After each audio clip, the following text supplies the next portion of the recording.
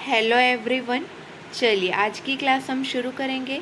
हमारा पहला प्रश्न देखिए। छत्तीसगढ़ देश के उन प्रदेशों में शामिल है जहां पर करीब निम्न में से कितने प्रतिशत आदिवासी निवासरत हैं। आपको चार ऑप्शन दिए गए हैं। सही जवाब है 30.62%। छत्तीसगढ़ देश के उन प्रदेशों में शामिल हैं जहां पर करीब 30.62% आदिवासी निवासरत हैं जिन्होंने अपनी संस्कृति, विचारों, कला और मान्यताओं को सहेजा है। अगला प्रश्न देखिए। छत्तीसगढ़ में कहाँ 16वें हास्य योग केंद्र का शुभारंभ हुआ। सही जवाब है रायपुर महादेव घाट में। रायपुर के महादेव घाट में 16वें हास्य योग केंद्र का शुभारंभ हुआ। योग आयोग के अध्यक्ष श्री ज्ञानेश शर्मा के मुख्य आतिथ्य में रायपुर के महादेव घाट में शुभारंभ हुआ। अगला प्रश्न देखिए। आज़ादी के अमृत महोत्सव के अंतर्गत कब से कब तक हर घर तिरंगा अभियान चलाया जा रहा है। सही जवाब है 11 से 17 अगस्त तक हर घर तिरंगा अभियान चलाया जा रहा है। अगला प्रश्न।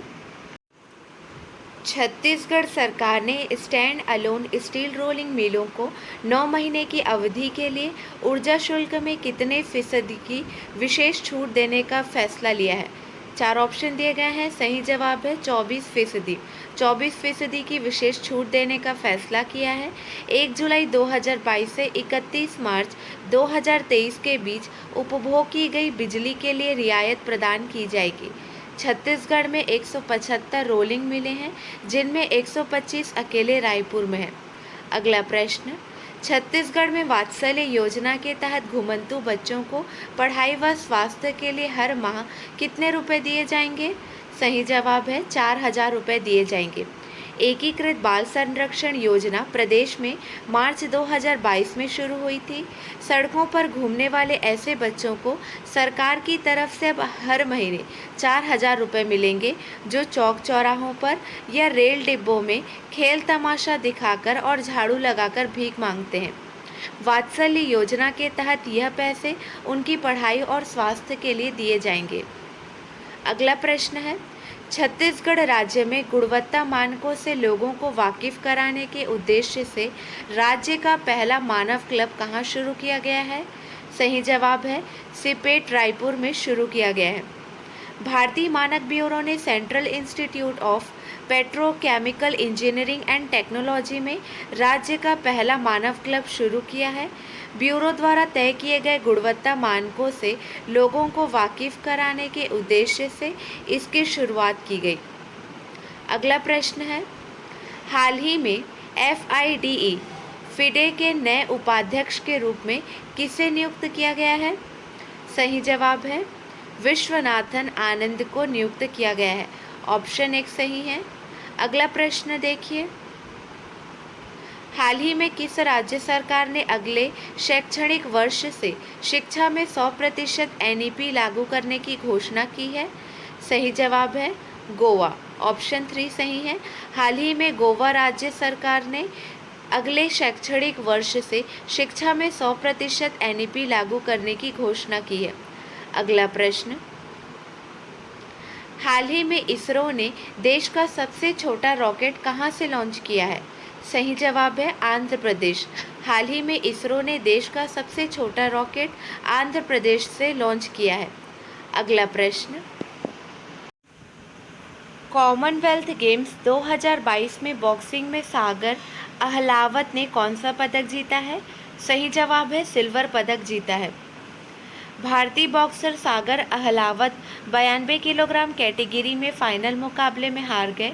वह फाइनल में गोल्ड के लिए भिड़े थे। हालांकि इस हार के बाद उन्हें सिल्वर मेडल मिला। 2022 कॉमनवेल्थ गेम्स में बॉक्सिंग में भारत का यह 7वां मेडल है।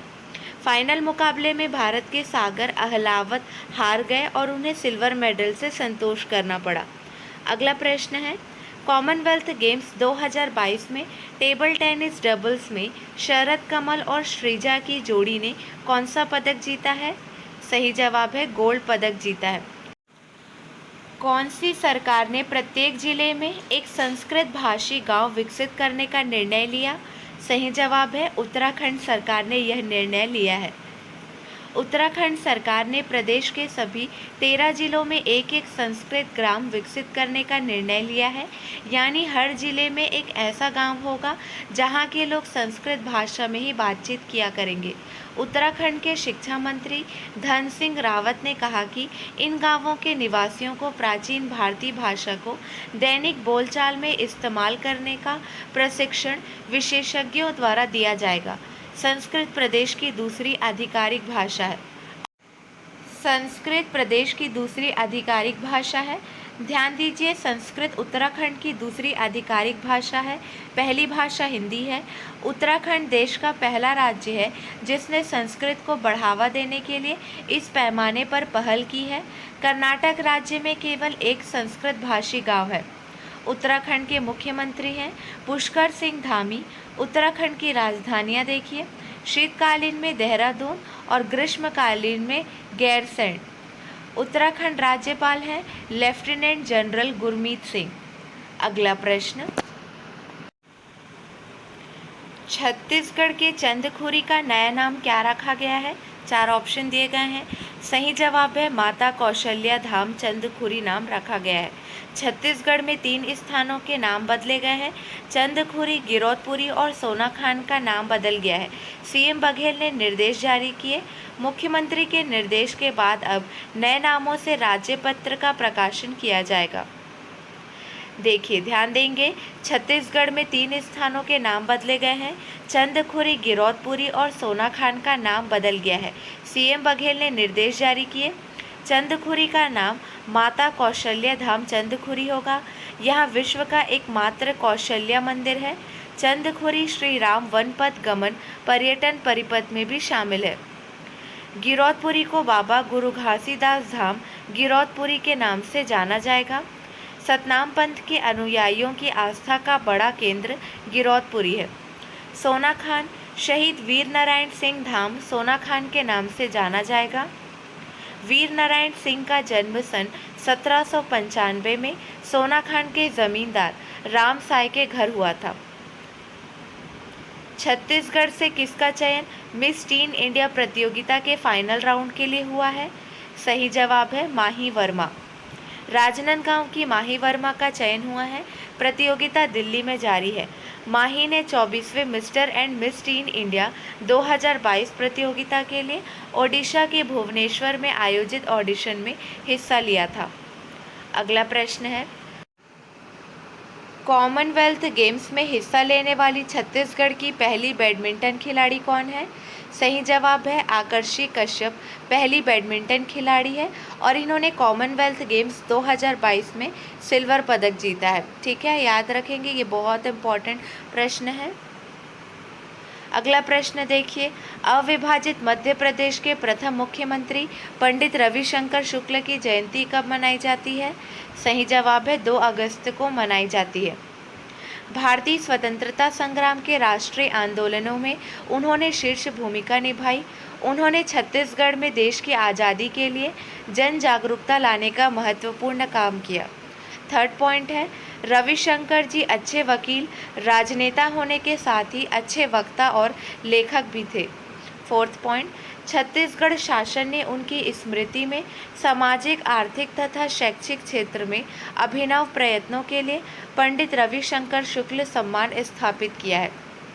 पूर्व केंद्रीय मंत्री शहीद विद्याचरण शुक्ल की भी जयंती 2 अगस्त को मनाई जाती है। उन्होंने केंद्रीय मंत्री के रूप में कई सालों तक छत्तीसगढ़ का प्रतिनिधित्व किया। हम किन की बात कर रहे हैं? पूर्व केंद्रीय मंत्री शहीद विद्याचरण शुक्ल जी की। देखिए, रेड कलर से हाईलाइट किया गया है ना।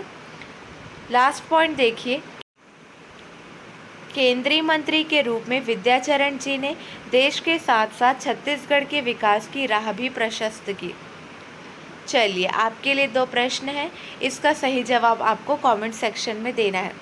हाल ही में प्रधानमंत्री नरेंद्र मोदी ने किस शहर में अंतर्राष्ट्रीय वित्तीय सेवा केंद्र प्राधिकरण के मुख्यालय भवन की आधारशिला रखी है? अगला प्रश्न, इनमें से किस बैंक ने हाल ही में पटना में अपना पहला करेंसी चेस्ट स्थापित किया है? चलिए, आज के लिए बस इतना ही। अगले वीडियो में मिलेंगे नए प्रश्नों के साथ। Keep watching and keep learning.